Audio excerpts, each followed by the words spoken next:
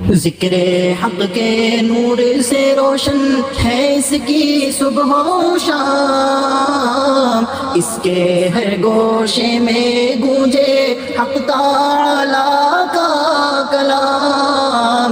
یہ ادارہ مجلس تعلیم القرآن کا نام۔ اعوذ باللہ من الشیطان الرجیم، بسم اللہ الرحمن الرحیم۔ وَإِذْ قَالَ مُوسَىٰ لِقَوْمِهِ يَا قَوْمِ اذْكُرُوا نِعْمَةَ اللَّهِ عَلَيْكُمْ إِذْ جَعَلَ فِيكُمْ أَنْبِيَاءَ وَجَعَلَكُمْ مُلُوكًا وَآتَاكُمْ مَا لَمْ يُؤْتِ أَحَدًا مِنَ الْعَالَمِينَ۔ يَا قَوْمِ ادْخُلُوا الْأَرْضَ الْمُقَدَّسَةَ الَّتِي كَتَبَ اللَّهُ لَكُمْ وَلَا تَرْتَدُّوا عَلَىٰ أَدْبَارِكُمْ فَتَنْقَلِبُوا خَاسِرِينَ۔ قَالُوا يَا مُوسَىٰ إِنَّ فِيهَا قَوْمًا جَبَّارِينَ وَإِنَّا لَن نَّدْخُلَهَا حَتَّىٰ يَخْرُجُوا مِنْهَا فَإِن يَخْرُجُوا مِنْهَا فَإِنَّا دَاخِلُونَ۔ قَالَ رَجُلَانِ مِنَ الَّذِينَ يَخَافُونَ أَنْعَمَ اللَّهُ عَلَيْهِمُ ادْخُلُوا عَلَيْهِمُ الْبَابَ فَإِذَا دَخَلْتُمُوهُ فَإِنَّكُمْ غَالِبُونَ وَعَلَى اللَّهِ فَتَوَكَّلُوا إِن كُنتُم مُّؤْمِنِينَ۔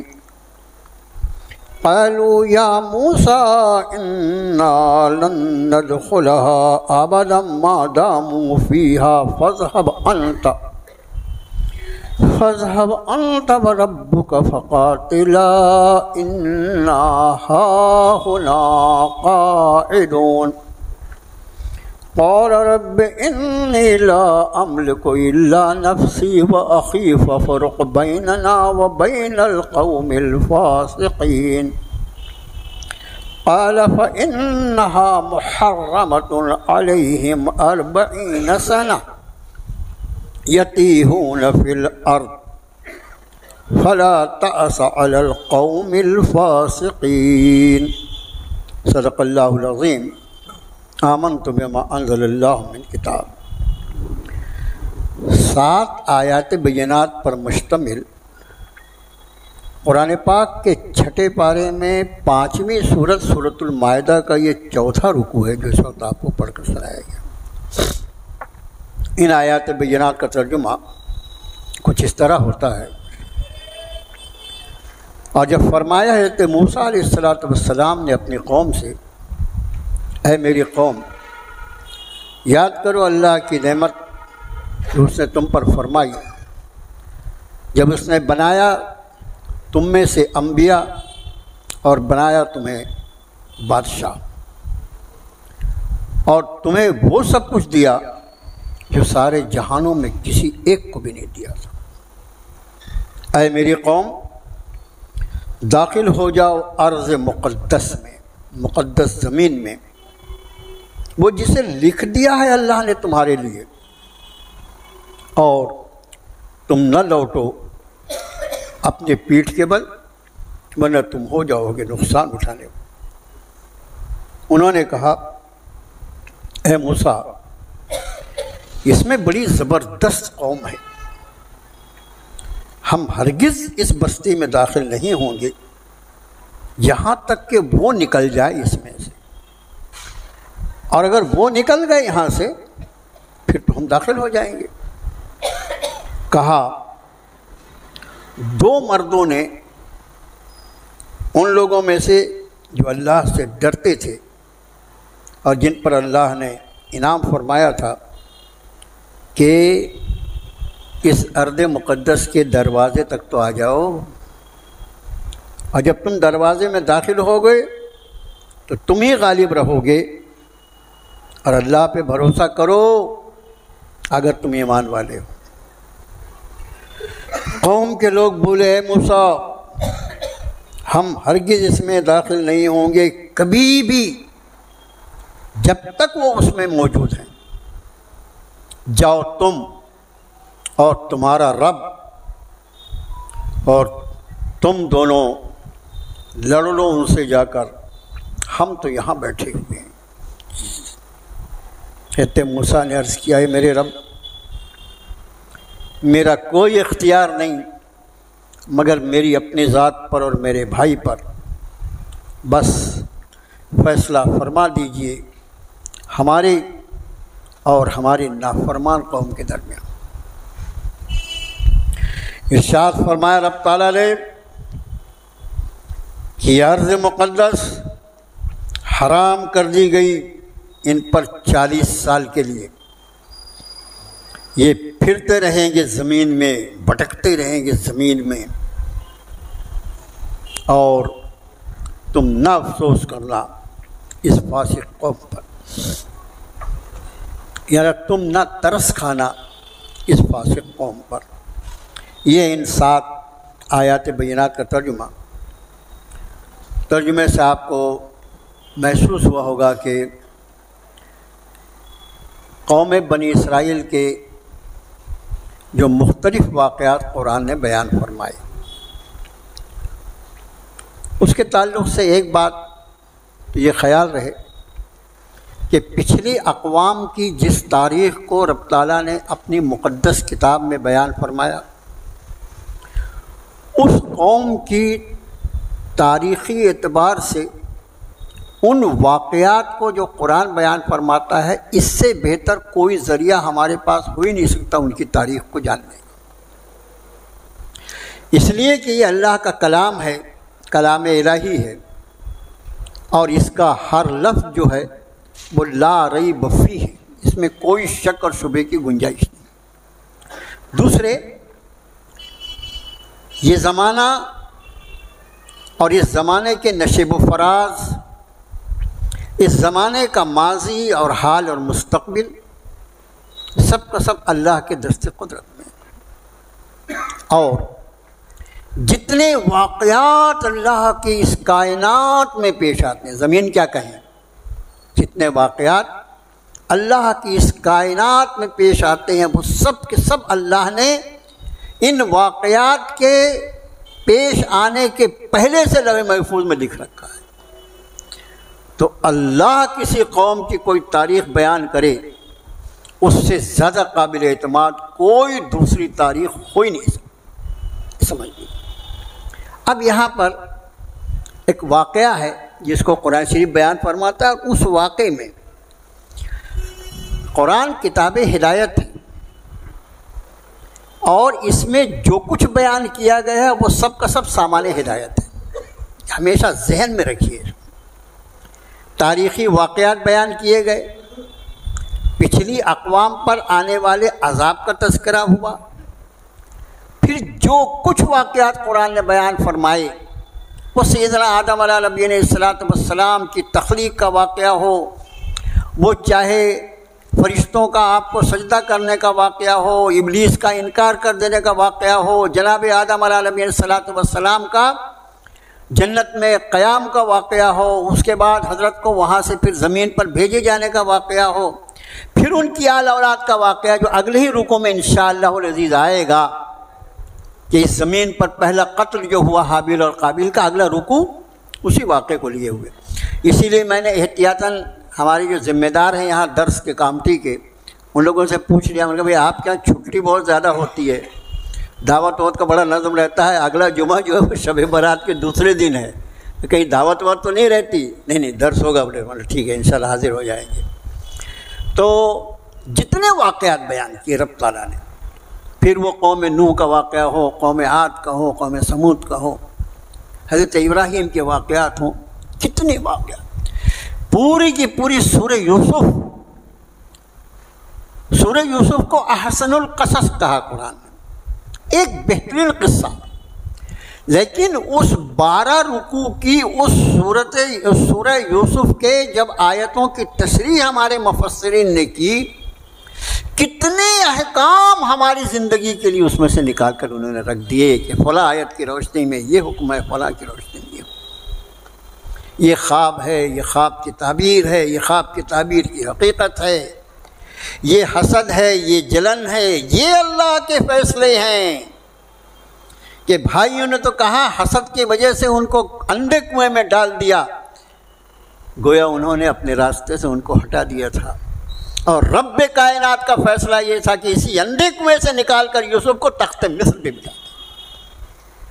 کتنے یہ جتنے واقعات، یہ واقعہ جو ہے اس میں آپ انداز فرمائیں ہمارے لیے، یہ ہمارے لیے نازل کی گئی نہیں، لقد انزلنا الیکم کتابا فیہ ذکرکم، تمہاری طرف ایک ایسی کتاب نازل فرمائی جس میں تمہارے لیے نصیحت ہے۔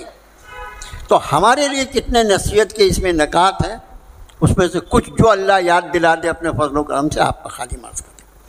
فرمایا وَإِذْ قَالَ مُوسَىٰ لِقَوْمِهِ يَا قَوْمِ اذْكُرُوا نِعْمَتَ اللَّهِ عَلَيْكُمْ، جب حضرت موسیٰ نے اپنی قوم سے فرمایا میری قوم یاد کرو اللہ کی وہ نعمتیں جو اس نے تم پر فرمائی ہیں، اذ جعل فیکم انبیاء، جب اس نے تمہیں انبیاء کو مبعوث فرمایا، تمہارے اندر اس نے اپنے نبیوں کو پیدا فرمایا، وجعلکم ملوکا، اور تمہیں میں اس نے بادشاہوں کو پیدا کیا، وآتاکم ما لم یؤت احدا من العالمین، تمہیں وہ دیا جو سارے جہانوں میں کسی کو نہیں۔ 3 نعمتوں کا تذکرہ فرمایا سیدنا موسیٰ نے، 3 باتوں کا۔ پہلی بات کہ اس نے تم میں انبیاء کو بھیجا۔ حقیقت یہ ہے کہ کسی قوم میں اللہ تعالیٰ اپنا نبی پیدا فرمائے، اس سے بڑھ کر اس نبی اس قوم کے اعزاز اور عزت کی کوئی وجہ ہو ہی نہیں سکتی۔ تم میں نبی ہے، بنی اسرائیل میں کتنے انبیاء ہیں؟ ایک مفسر نے لکھا کہ حضرت موسیٰ علیہ السلام سے لے کر حضرت عیسیٰ کا جو دور ہے، جناب موسیٰ سے لے کر حضرت عیسیٰ روح اللہ کا جو دور ہے، اس دوران میں بنی اسرائیل کے 1000 نبی اللہ نے مبعوث فرمائے۔ اب یہ ہے کہ قرآن شریف میں جن انبیاء کا نام ہے اور کچھ ایسے نام ہیں جو حدیث مبارکہ میں ہیں، لیکن یہ تو طے ہے کہ کسی بلے کل قوم ہاد، ہر قوم میں اللہ نے اپنے طرف سے ہادی اور ہدایت کرنے والے مبعوث فرمائے، ہدایت کی راہ دکھانے والے۔ قرآن کا وَإِن مِّن أُمَّةٍ إِلَّا خَلَا فِيهَا نَذِيرٌ، کوئی امت، کوئی انسانی گروہ ایسا نہیں گزرا جس میں کوئی ڈرانے والا نہ بھیجا گیا۔ اتنے انبیاء بھیجے۔ فرمایا تو پہلے تم کو جس اعزاز سے لینا کہ تمہارے خاندان میں اللہ نے انبیاء کو پیدا کیا، وَجَعَلَكُم مُلُوكًا، اور تمہارے ہی اندر اس نے بادشاہت رکھی۔ بادشاہت بنی اسرائیل میں اللہ نے کئی انبیاء علیہ الصلوۃ والسلام ایسے ہیں، جیسے آپ دیکھیے خود حضرت یوسف علیہ الصلوۃ والسلام کو جو اللہ نے نبوت تو عطا فرمائی تھی، لیکن جو بادشاہت آپ کو اللہ نے عطا فرمائی وہ بے مثال ہے۔ پھر حضرت داؤد علیہ نبی الصلوۃ والسلام جو بظاہر ایک فوجی کے اعتبار سے لڑ رہے تھے، طالوت اور جالوت کا جو مقابلہ تھا، اور اس کے بعد پھر طالوت نے جو طالوت کے لشکر میں وہ لڑ رہے تھے، اور جب انہوں نے جالوت کو قتل کر دیا، وقتل داؤد و جالوتا، جب حضرت داؤد نے جالوت کو قتل کر دیا تو طالوت اتنے خوش ہوئے کہ انہوں نے کہا، پہلے اعلان کر دیا تھا یہ ظالم جس سے ہمارا سامنا ہے، جو کوئی اس کو قتل کر دے گا میں آدھی سلطنت اس کو دے دوں گا اور اپنی بیٹی کا نکاح بھی اس سے کر دوں گا۔ حضرت داؤد، اس وقت تک آپ نبی نہیں تھے، حضرت داؤد علیہ السلام ایک فوجی کی حیثیت سے لڑ رہے تھے، اور اللہ نے آپ کو مقام پر فائز فرما تھا، اللہ کا فیصلہ تھا، اور انہوں نے وہ شخص جو تھا، وہ سامنے کا دشمن جالوت، پورا لوہے کے، کہنا چاہیے کہ اپنے آپ کو لوہے سے ڈھانپے ہوئے تھا، اور صرف اس کا آنکھ کی وجہ سے ماتھے کا کچھ حصہ کھلا ہوا تھا۔ حضرت داؤد علیہ السلام نے اس طرح گوفن پھینکا اس کے اوپر، اس پر گوفن سے ایسا وار کیا کہ وہیں اپنی جگہ پر مر گیا۔ تو جو بادشاہ، یہ عجیب و غریب ہے، وہ کچھ بیچارہ، ٹھیک ہے، تو یہ یہاں سے ایڈجسٹ کرو، اس کو ادھر سے ایسا کرو، چلو اب ٹھیک ہے، وہاں سے ایڈجسٹ کر لے گا۔ تو جو طالوت جو تھے انہوں نے اپنے وعدے کے مطابق آدھی حکومت دے دی اپنی، اور چونکہ ان کی بیٹی سے حضرت کی شادی ہوئی تھی اور ان کے وفات کے بعد یعنی طالوت کے وفات کے بعد اللہ نے حضرت داؤد علیہ السلام کو مملکت عطا فرما دی۔ انہی کے صاحبزادے تھے سلیمان علیہ نبی السلام کو اللہ نے جو حکومت عطا فرمائی، پوری تاریخ انسانیت میں ویسی حکومت کسی کو نہیں دی، کسی کو نہیں عطا فرمائی ویسی حکومت، اس لیے کہ وہ اکیلی حکومت تھی جس میں انسان اور جنات دونوں کا ملا جلا معاشرہ تھا۔ حضرت کے جو مطلب جو نشست ہوتی تھی، جو میٹنگز ہوتی تھی، اس میں یہ طرز تھا کہ انسان بھی موجود ہوتے تھے، جنات بھی انسانی شکل میں موجود ہوتے تھے، جنات انسانی شکل میں۔ اور پھر اللہ نے چونکہ حضرت سلیمان علیہ السلام کو پرندوں کی اور حشرات الارض کی اور جانوروں کی زبان سکھلائی تھی، اس لیے پرندے اور سارے جانور بھی آپ کے ساتھ ہوا کرتے تھے۔ کیا شان تھی حضرت سلیمان علیہ السلام کی، اللہ جس کو جو دینا چاہے۔ اور یہ سب دینے کے بعد حضرت حق نے اپنے اس بندے کے لیے فرمایا، سلیمان ھذا عطاؤنا، سلیمان یہ ہماری عطا ہے، ہماری بخشش ہے، فمنن او امسک بغیر حساب، تم کسی کو دو نہ بھی دو، تم سے حساب بھی نہیں لیں گے۔ یہ کسی نبی کے لیے اللہ تعالیٰ فرما سکتے ہیں نا، ایسی حکومت تھی۔ بہرحال بات یہ چل رہی تھی کہ ایک سے ایک اللہ نے ان میں حکومت اور ایسی بادشاہتیں تھی جیسے تھی یوسف علیہ السلام کی بادشاہت لاجواب ہے، اسی طرح حضرت سلیمان علیہ السلام کی۔ پھر یہ بیت المقدس کی تعمیر جس کی بنیاد حضرت یعقوب علیہ نبی علیہ السلام کے دست مبارک سے رکھی گئی تھی، یہاں فرمایا کہ تم میں انبیاء بھیجے، تم میں بادشاہ بنائے، وَآتَاكُمْ مَا لَمْ يُؤْتِ أَحَدًا مِّنَ الْعَالَمِينَ، اور تمہیں وہ سب کچھ دیا جو سارے جہانوں میں کسی کو نہیں دیا۔ ایک مفسر نے اس آیت شریفہ کی تشریح میں یہ لکھا ہے کہ اس سے مراد ہے عقیدہ توحید۔ عقیدہ توحید، عقیدہ توحید کس کے پاس ہوگا؟ سبحان اللہ، ظاہر ہے جو نبی کی تربیت میں براہ راست ہوگا اسی کے پاس عقیدہ توحید۔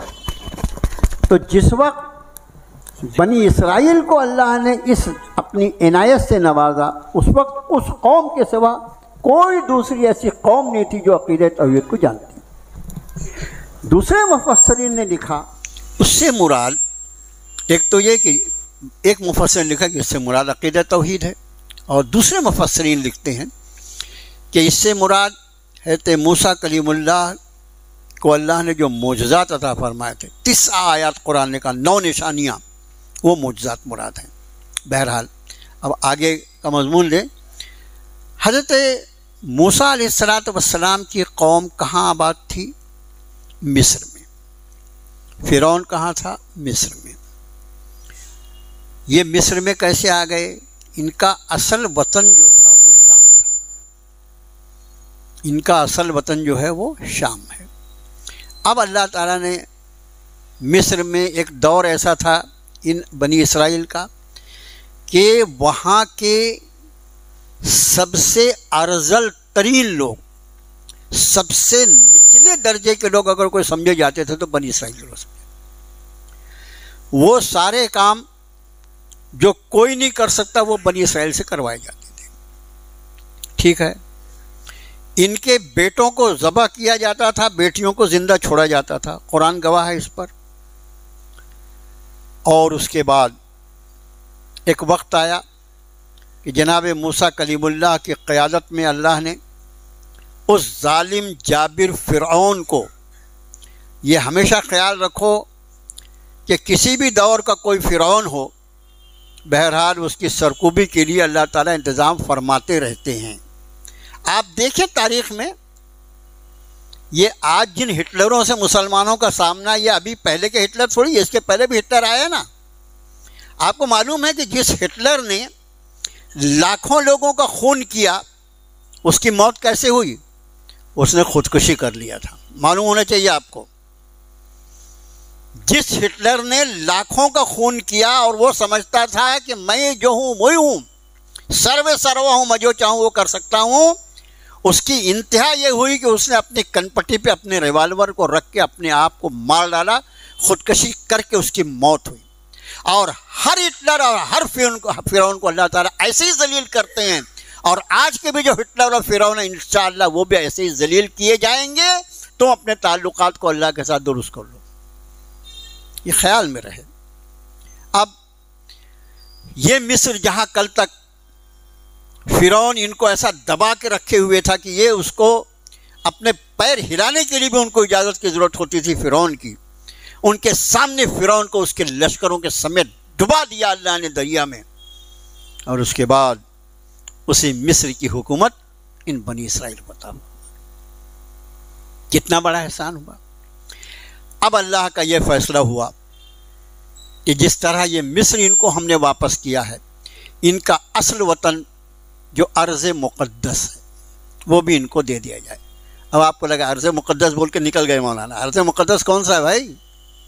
یاد رکھنا، ارض مقدس سے مراد شام ہے، اور آج کا شام نہیں، جس کو آپ سیریا بولتے ہیں نا صادق صاحب، وہ شام نہیں، یہ تو سمٹا ہوا شام ہے۔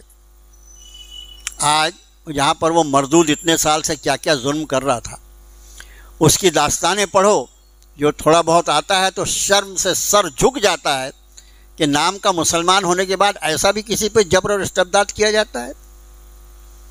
بہرحال آج یہ ملک سمٹ گیا ہے، یہ شام جو ہم جو آج کے نقشے میں دیکھ رہے ہیں، تاریخ کا جو شام ہے وہ اس علاقے سے لے کر فلسطین، بیت المقدس، یہ پورا علاقہ ملا کر شام کہلاتا ہے، اتنا بڑا علاقہ۔ اور اس کو ارض مقدس اس لیے فرمایا جاتا ہے کہ اللہ نے جتنے انبیاء علیہ السلام اس دنیا میں بھیجے، ان انبیاء میں سے بہت زیادہ بڑی تعداد جو ہے انبیاء کی وہ اسی سرزمین میں دفن ہے۔ دوسرے، انتہائی سرسبز و شاداب علاقہ ہے، اللہ نے قدرتی خزانوں سے بھرا ہوا رکھا اس پورے علاقے کو۔ کون سے؟ یہاں آج کا ابھی جو شام ہے وہ بھی، اور وہ فلسطین جس پر ہاتھ ڈالنے کی وہ مردود ٹرمپ بھی کوشش کر رہا ہے۔ اب ویسے انشاءاللہ جو وہاں ہاتھ ڈالنے کی کوشش کرے گا اللہ تعالیٰ اس کے موت کے فیصلے اور اس کے فنا کے فیصلے صادر فرمائیں گے۔ اسرائیل بھی فنا ہو جائے گا اپنی تاریخ کے اعتبار سے، اور امریکہ اگر ہاتھ ڈالنا چاہے گا تو افغانستان میں اس کے پہلے کیا ہوا ہے رشیا کا، اس کو یاد رکھنا چاہیے، اور اس نے بھی خود کیسے اس کا منہ کالا ہوا افغانستان سے، اس کو یاد رکھنا چاہیے۔ یہ حقائق ہیں، ان پر نظر رکھو کہ اسلام دشمن عناصر کے ارادے کیا ہیں، اور ہم اگر اپنے گھر میں دب کے بیٹھے رہیں گے اور صرف سر جھکا کر یہ سوچیں گے کہ میں تو بچ گیا، یہ سمجھ لو اگر کہیں آگ لگ جائے اور اس آگ کو اس مقام پہ روکا نہ جائے تو پھر وہ آگ بڑھتے بڑھتے پوری بستی کو جلا کے خاک کر دے۔ اب یہ ارض مقدس جو ہے، حضرت موسیٰ فرماتے یا قوم ادخلوا الارض المقدس، اے میری قوم کے لوگ اس ارض مقدس میں، اس مقدس زمین میں داخل ہو جاؤ، التی کتب اللہ لکم۔ آپ انداز فرمائیں، پیغمبر وقت اللہ کے کلیم کی زبان مقدس سے دو باتیں ہیں، اس زمین میں تم داخل ہو جاؤ، التی کتب اللہ لکم، اس زمین کو اللہ نے تمہارے لیے لکھ دیا ہے۔ جب اللہ نے لکھ دیا ہے تو کیا وہ پورا، اس کے علاوہ کیا ہوگا؟ لیکن قوم کی شامت جب آتی ہے تو اس کی عقل ماری جاتی۔ وَلَا تَرْتَدُّوا عَلَىٰ أَدْبَارِكُمْ فَتَنْقَلِبُوا خَاسِرِينَ، اپنے پیٹھ کے بل پھرو مت ورنہ نقصان اٹھاؤ گے۔ قَالُوا يَا مُوسَىٰ إِنَّ فِيهَا قَوْمًا جَبَّارِينَ۔ اب یہ علاقہ جو تھا، یہ علاقہ جو شام کا تھا، جہاں حضرت موسیٰ علیہ السلام اس قوم کو داخلے کی بات فرما رہے تھے اللہ کے حکم کے مطابق، یہ پورا علاقہ جو تھا اس وقت ایک قوم تھی عمالقہ نام کی، مشرک قوم تھی۔ نسل کے اعتبار سے ان کا تعلق قوم عاد سے تھا، اور قوم عاد کا حال کیا ہے؟ قوم عاد ایسے لمبے چوڑے اور ایسے موٹے تگڑے، بہت ہی طاقتور لوگ تھے، اونچے پورے. ان کو دیکھ کے ڈر لگے آدمی کو. جب اس شہر میں داخل ہونے کا حضرت موسیٰ علیہ السلام نے انہیں حکم فرمایا تو انہوں نے کیا کہا؟ قالوا یا موسیٰ ان فیہا قوما جبارین. موسیٰ اس قوم میں بڑی زبردست قوم، جہاں جبار کا ترجمہ کیا ہے؟ زبردست، بڑی زبردست قوم ہے. انا لن ندخلها حتی یخرجوا منہا. ہم اس زمین میں داخل نہیں ہو سکتے یہاں تک کہ وہ یہاں سے نکل جائیں. وہیں یخرجوا منہا فإنا داخلون. ہاں وہ نکل گئے وہاں سے پھر ہم چلے جائیں گے. ان کی ذہنیت دیکھو. ظاہر ہے کہ جب حکم اللہ تعالیٰ کی طرف سے آیا ہے تو یہ حکم جہاد ہے کہ اس قومی عمالقہ کے خلاف تم جہاد کرو، اور ہم نے تمہارے لیے اس زمین کو لکھ دیا ہے، تم ان پر حملہ آور ہو جاؤ، ان کے شہر میں داخل ہو جاؤ، ہم تم کو فتح یاب کر دیں گے.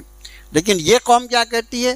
جب تک وہ نکل نہ جائیں، مطلب جس کو بولے پکی پکائی روٹی، وہ پہلے شہر سے نکل جائیں، خالی ہو جائے گی بستی تو ہم جانے کو تیار ہیں، ورنہ ہم اپنے اللہ کی خوشی کے لیے، اس کی رضا کے لیے ذرا تکلیف اٹھانے کو تیار نہیں. قال رجلان من الذین یخافون انعم اللہ علیہما ادخلوا علیہم الباب. کہا دو لوگوں نے، یخافون وہ جو ڈرتے تھے، انعم اللہ علیہما اور ان دونوں پر اللہ نے انعام فرمایا تھا. یہ دو کون ہیں؟ عام طور سے لوگوں کو ایسا لگتا ہے کہ یہ دو کون ہوں گے؟ حضرت موسیٰ اور حضرت ہارون ہوں گے، ایسا لگتا ہے، لیکن یہ دونوں حضرات نہیں ہیں. پچھلا رکوع جو پڑھا گیا تھا اس کی پہلی آیت میں یہ مضمون تھا کہ اللہ تعالیٰ نے ان بنی اسرائیل میں 12 جو قبیلے تھے اس میں 12 سردار، 12 نقیب جس کے لیے لفظ آیا تھا، 12 نقیب یا 12 سردار اللہ نے مقرر فرمائے تھے. ان 12 سرداروں میں سے 12 اس کی شاخیں تھیں، بنی اسرائیل کے 12 قبائل، اور 12 کے 12 قبائل جو ہیں ہر قبیلے پر ایک سردار. ان 12 سرداروں میں سے 2 سردار، ایک کا نام ہے حضرت یشع بن نون، اور دوسرے کا نام ہے کالب نام ہے ان کا دوسرے سردار کا. یہ 2 لوگ جو 2 قبیلوں کے سردار تھے، ان کا بغیر نام لیے ہوئے قرآن نے تذکرہ کیا. سبھی مفسرین نے فرمایا یہ یوشع بن نون ہے ایک سردار، اور دوسرے جو ہیں ان کا نام کالب ہے. ان دونوں سرداروں نے قوم کے لوگوں سے کہا کہ ادخلوا علیہم الباب. دیکھو ادخلوا علیہم الباب، داخل ہو جاؤ ان پر دروازے میں. اس کا ایک ترجمہ اتنا پیارا کیا، ان پر حملہ کرنے کے لیے دروازے تک تو آ جاؤ. ارے جب اللہ نے تمہارے لیے اس زمین کو لکھ دیا ہے تو وہ تو تمہارے حوالے کر ہی دے گا. میں ہلو تو صحیح، ہٹو تو اپنی جگہ سے، یہاں دروازے تک تو آ جاؤ بستی کے. آگے رب تعالیٰ نے فرمایا فَإِذَا دَخَلْتُمُوهُ فَإِنَّكُمْ غَالِبُونَ وَعَلَى اللَّهِ فَتَوَكَّلُوا إِن كُنتُم مُؤْمِنِينَ. جب تم دروازے میں داخل ہوگے نا تو تم یقینی طور پر غالب ہو جاؤ گے. اگر تم ایمان والے ہو پہ تو اللہ پر بھروسہ تو کر لو کہ تمہارے پیغمبر جو تم کو خبر دے رہے ہیں وہ یہ ہے کہ اللہ نے اس زمین کو تمہارے حوالے کرنے کا فیصلہ فرما لیا ہے. لیکن جس زمین کو اللہ تمہارے حوالے کرنا چاہتا ہے اس زمین تک تم کو چل کے جانا تو پڑے گا کہ یہاں بیٹھے بیٹھے وہ زمین چل کے آئے گی. تم چلو وہاں اور اللہ پہ بھروسہ کرو. ایمان والے ہو تو اللہ پہ بھروسہ کرو. اب اس کے بعد یہ دونوں سرداروں نے یہ بات کہی تھی، یہ ہمیشہ یاد رکھیں. ایک کا نام اس میں یوشع بن نون ہے اور دوسرے کا نام کالب ہے. یہ دونوں سردار جو تھے وہ 12 جو ان کے قبیلے سے اس میں سے 2 قبیلوں کے یہ سردار تھے. قالوا یا موسیٰ، ان کی تقریر سننے کے بعد بھی ان پر کوئی اثر نہیں ہوا.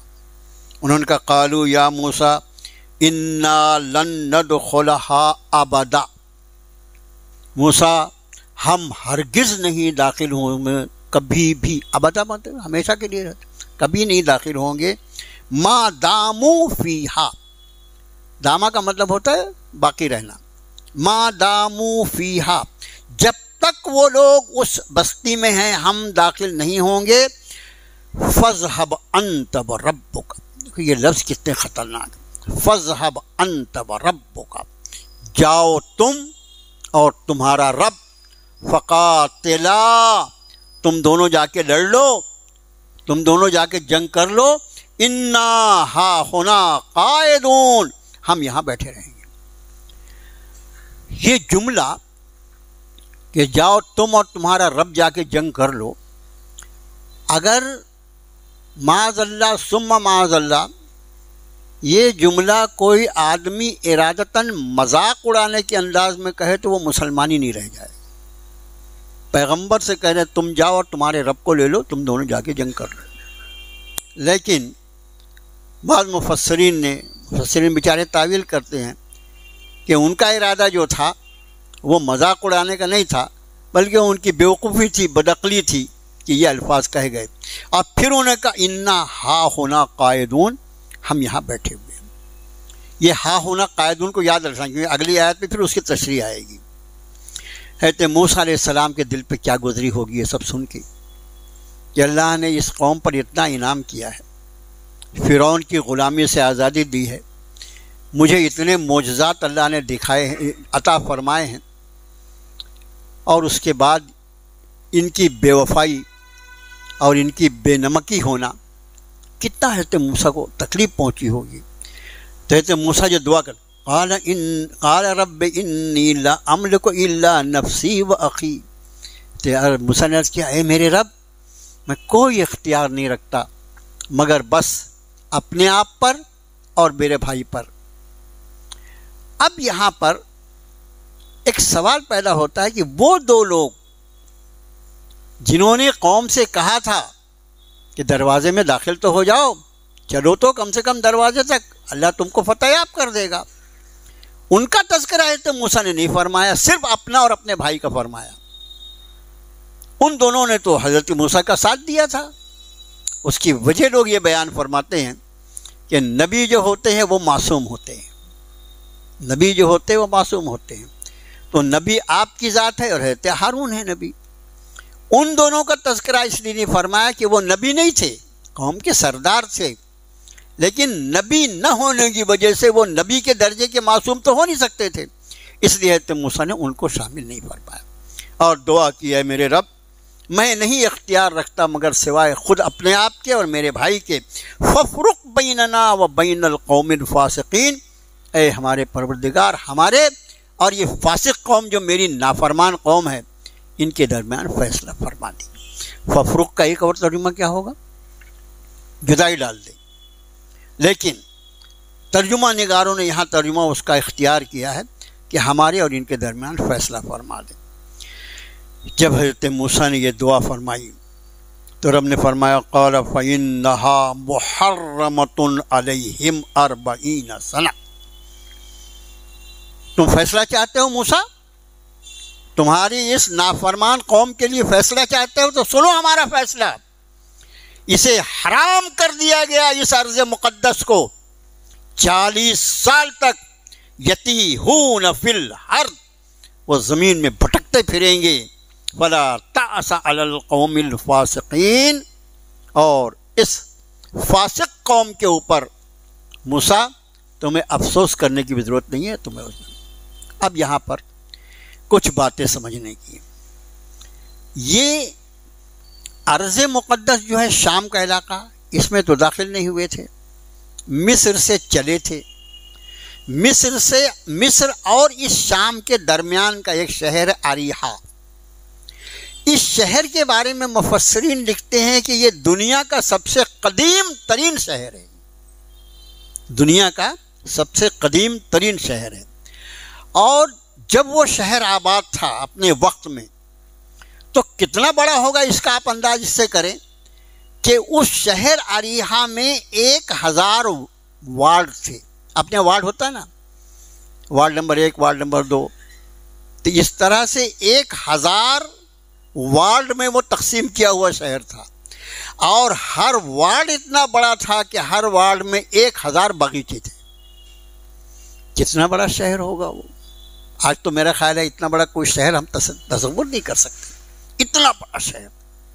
یہ اس جگہ پر یہ لوگ پہنچے تھے، اور مصر سے تو چل پڑے تھے، مصر سے چل پڑے تھے، ارض مقدس آنے کی تھی، وہاں جانے سے انہوں نے انکار کیا، ہم یہاں بیٹھے رہیں گے، اور جب وہ نکل جائیں گے تو پھر ہم جا کے مزے سے راج کریں گے وہاں پر۔ اب آگے کی جو تاریخ ہے وہ کیا آپ سے میرے پاس لفظ نہیں ہے، اس قوم کے ساتھ اللہ نے کیا کیا۔ یہ جس وادی میں رکے ہوئے تھے اس وادی کا نام ہے تی، وادی کا نام ہے وادی تی، اور یہ وادی تی میں یہ جو اس وقت ان کی تعداد تھی بنی اسرائیل کی وہ 6 لاکھ تھی۔ کتنی؟ 6 لاکھ۔ اس وادی تی میں جہاں یہ رکے ہوئے تھے اور انہوں نے کہا تھا انا ہا ہونا قائدون، آپ اور آپ کا رب جا کے لڑ لو، ہم یہیں بیٹھے رہیں گے۔ مفسرین فرماتے ہیں اللہ کے جو عذاب آتے ہیں، اللہ کے فیصلے، وہ لوگوں کی نیتوں کے اعتبار سے ہوتے ہیں، اسی لیے اپنی نیت ہمیشہ ٹھیک رکھنا چاہیے۔ کیا وجہ ہے کہ بخاری شریف کی سب سے پہلی حدیث انما الاعمال بالنیات، سب سے پہلی حدیث امام بخاری نے جو امیر المومنین فی الحدیث کہلاتے ہیں، سب سے پہلی حدیث یہ نقل کیوں کی؟ تو انہوں نے یہ کہا تھا کہ ہم یہاں بیٹھے ہوئے ہیں۔ اب یہ وادی جو ہے، جس وادی میں یہ پڑاؤ ڈالے ہوئے ہیں اور جہاں سے آگے بڑھنے کو تیار نہیں ہیں، اس وادی کا رقبہ 2 رقبے ہیں۔ ایک رقبہ یہ ہے کہ وہ 80 بائی 28 میل، اگر یہ 28 کو 30 بھی کر لیں ہم تو 8 یا 24، مطلب اس کا پورا علاقہ 2400 اسکوائر میل، ایک رائے ہے مفسرین کی۔ دوسری رائے جو ہے وہ اس سے بھی خطرناک ہے، اور اس سے اس کا رقبہ جو آتا ہے وہ تقریباً 600 اسکوائر میل، 600 مربع میل۔ 600 مربع میل کتنا بڑا علاقہ ہوتا ہے؟ 600 مربع میل کتنا بڑا علاقہ ہوتا ہے؟ چونکہ انہوں نے کہا تھا انا ہا ہونا قائدون، ہم یہیں بیٹھے رہیں گے، اس 600 مربع میل میں 6 لاکھ کی جمعیت والی قوم کو اللہ نے 40 سال تک کے لیے قید کر دیا۔ 40 سال تک کے لیے کیا فرمایا؟ قال فإنها محرمة علیہم 40 سنہ۔ موسیٰ اس زمین کو، اس ارض مقدس کو جہاں یہ داخل نہیں ہونا چاہتے، ہم نے 40 سال تک کے لیے ان پر حرام کر دیا۔ یتیہون فی الارض، یہ زمین میں بھٹکتے پھریں گے۔ اتنی بڑی قوم 6 لاکھ پر مشتمل، بوڑھے بھی ہیں، جوان بھی ہیں، عورتیں بھی ہیں، بچے بھی ہیں، اور ساتھ میں 2 اللہ کے جلیل القدر انبیاء بھی، نبی بھی۔ خوب سمجھ لو اس واقعے کو، بہت ساری چیزیں اس میں غور کرنے کے میرے بھائیوں۔ 40 سال کے لیے اللہ نے، سفر کب کرتا ہے آدمی؟ دن میں، صبح ہوتی چلنا شروع کر دیتے، پوری قوم چلی جا رہی۔ اب پتہ 6 لاکھ کا مجمع جب چلتا ہوگا تو اس کے چلنے کا بھی انداز کیا ہوگا۔ شام تک چلے، اور شام میں جب آزو بازو دیکھا تو معلوم ہوا جہاں سے چلے تھے وہیں پر ہیں ہم۔ جب اللہ کسی کو قید و بند میں ڈالنے کا فیصلہ فرما لے تو اس کے لیے دروازہ بند کرنے کی ضرورت پیش نہیں آتی، اس کے لیے اس قیدی کو ہتکڑیاں ڈالنے کی ضرورت نہیں آتی، اس کے لیے اس کے اوپر پہرے دار بٹھانے کی ضرورت نہیں آتی۔ جس حال میں ہو اسی حال میں اگر وہ قید کرنے کا فیصلہ کر لے تو قید ہو جاتا ہے آدمی۔ 6 لاکھ بنی اسرائیل، پورا اس تفصیل سے اس واقعے کو یہی بیان کیا گیا، اس لیے میں عام طور سے تاریخ ایسے بیان نہیں کرتا جیسے آج کر رہا ہوں، لیکن اس میں اتنے اسباق ہے ہمارے لیے کہ 40 سال تک اللہ نے اس 600 مربع میل کے اندر اس قوم کو محبوس کر دیا، قید کر کے رکھ دیا۔ پھر مفسرین فرماتے ہیں کہ ان میں 20 سال کے اوپر کے جتنے لوگ تھے ان سب کی دھیرے دھیرے موت ہو گئی، یہاں تک کہ حضرت موسیٰ سے پہلے حضرت ہارون کی وفات ہوئی، اور حضرت ہارون کی وفات سے 1 سال یا 10 مہینے کے بعد ہی حضرت موسیٰ بھی دنیا کو چھوڑ کے چلے گئے۔ قوم وادی طی میں اللہ کی طرف سے مقید کر دی گئی ہے، قید کر دی گئی ہے۔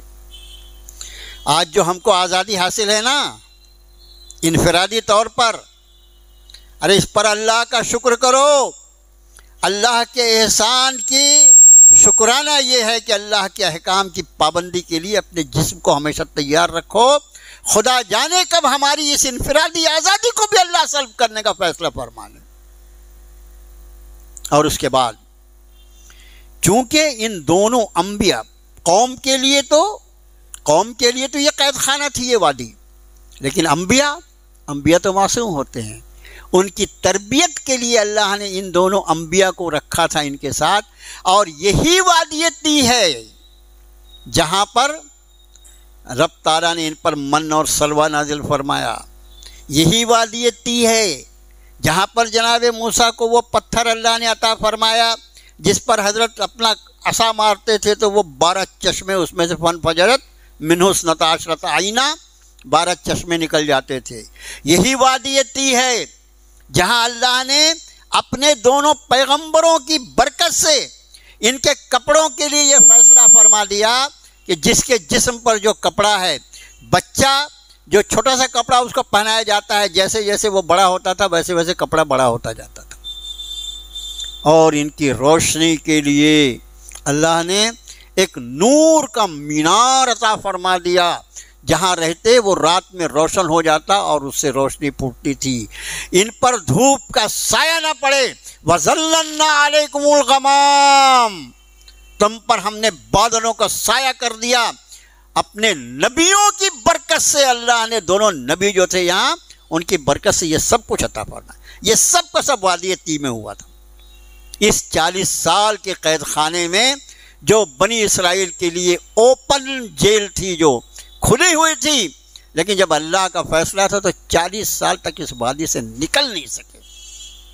اور پھر جب حضرت ہارون علیہ السلام اور حضرت موسیٰ علیہ نبی علیہ السلام دونوں کو اللہ نے اپنی بارگاہ میں بلا لیا، تو حضرت یوشع بن نون جن کا تذکرہ شروع میں آ گیا، 2 لوگ جو اللہ سے ڈرنے والے تھے اور انہوں نے قوم کو سمجھایا تھا کہ اللہ پہ بھروسہ کرو اور داخل ہو جاؤ، حضرت یوشع بن نون جو ہیں ان کو اللہ نے نبوت عطا فرمائی۔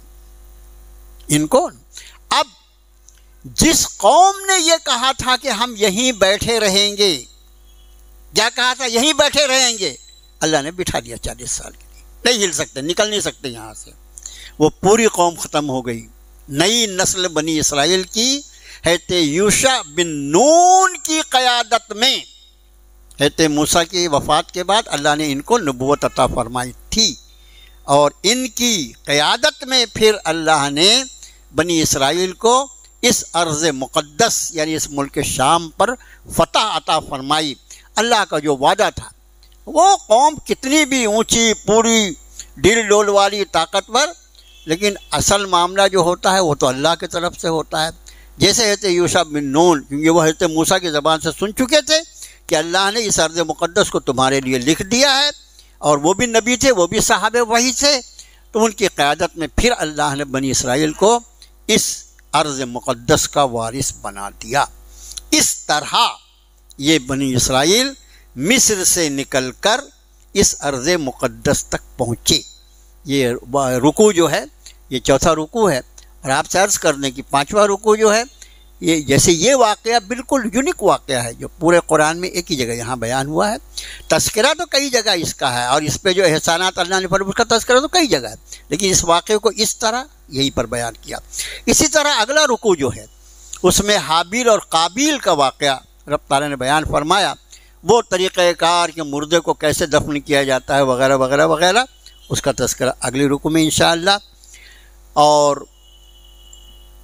وقت تو پورا ہو گیا درس کا. آنے والے اوقات میں چونکہ اگلی جمعرات جو ہے وہی شب برات ہے، دعاؤں کی قبولیت کا موقع.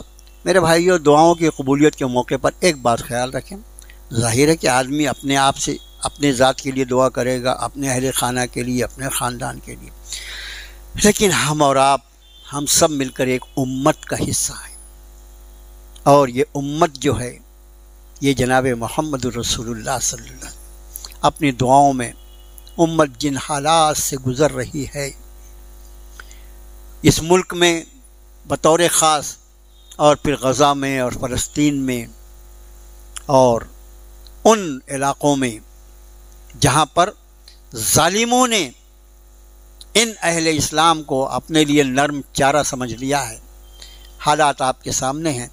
اپنی خاص دعاؤں میں پورے امت مسلمہ کو یاد رکھیں. اللہ سے دعا ہے اللہ تعالیٰ ہمیں اپنی معرفت عطا فرما، اپنی پہچان عطا فرما، اپنی رضا پہ چلنا ہمارے لیے آسان فرما. اللہ پوری امت مسلمہ پہ رحم فرما. اللہ ہم سے ہماری نافرمانیوں کی وجہ سے آپ ناراض ہو گئے ہیں، اللہ اپنی ناراضگی دور فرما دیجئے. اللہ آپ راضی ہو جائیے، اللہ آپ راضی ہو جائیے. اللہ ہمیں معاف فرما دیجئے.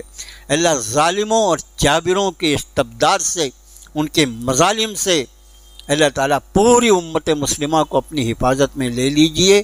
وصلی اللہ تعالیٰ علی خیر خلقہ محمد و آلہ.